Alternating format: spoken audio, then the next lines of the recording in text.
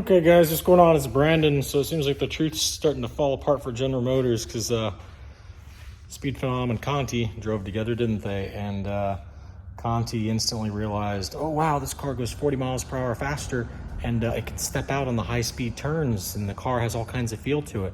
See, Conti needs to go back and get in a non-Z51 now because the non-Z51 handles like that McLaren does. And that's what I've been trying to explain to Conti the whole time, that if you want to become a better driver, you need to go back to a non-Z51, and all you need is a cooling kit, and I would have been happy to work with him on it.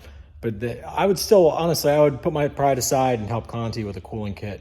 And I'd probably even give him a cut of the kit. And it's like a legitimate business. If he wanted to make big money, when I make this kit, it would make really big money. But the point is, there's probably going to be other people who dick around with it and do it the wrong way. But it's very complicated to get it right, to get the cooling kit on it right, what needs to be done. But neither here nor there. It's not just like the it's not just like the Z51. You have to do extra things beyond what's done on the Z51. It's a long story, and I'm not going to get into all that. But the point is this. Yeah, so Conti realizes McLarens are fast. And, of course, Speed Phenom beat the ZR1, the new ZR1 record out there at, was it Willow Springs, I think was the track that they were at? I forget. But anyhow, and I know Speed Phenom can drive. I'm not saying he can't.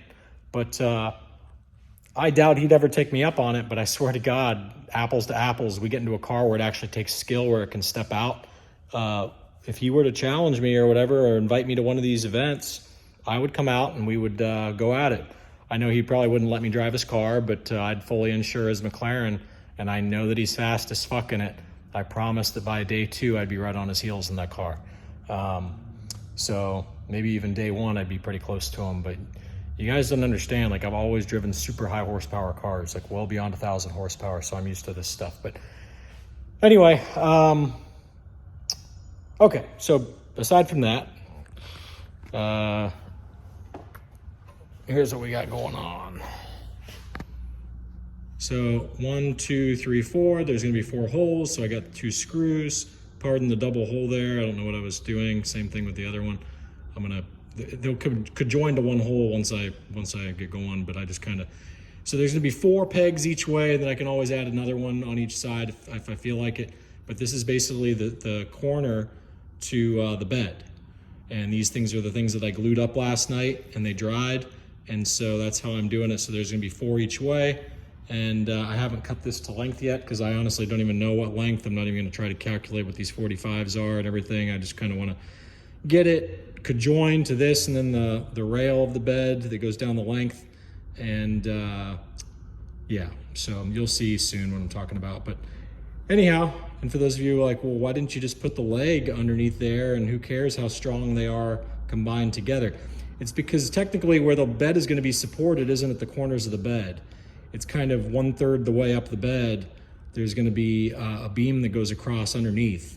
So I wanted to make sure that everything was real strong and looked nice, and I wouldn't be able to bust my shins. So this is all going to get sanded into a round once I put the pegs through. I'm waiting on the charger to charge the battery real quick on the drill so I can continue. That's up to a 3/8. That's some in between hole right now.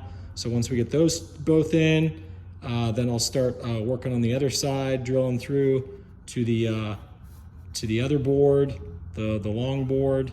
And then same thing, we'll put 2 screws through, then drill out the other 2 to put the pegs in, pound those in, and let it dry.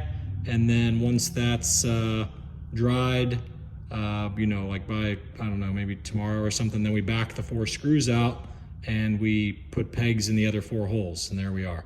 So that's how I'm doing that. So that's all I got. Look at that. Nice, pretty piece of wood.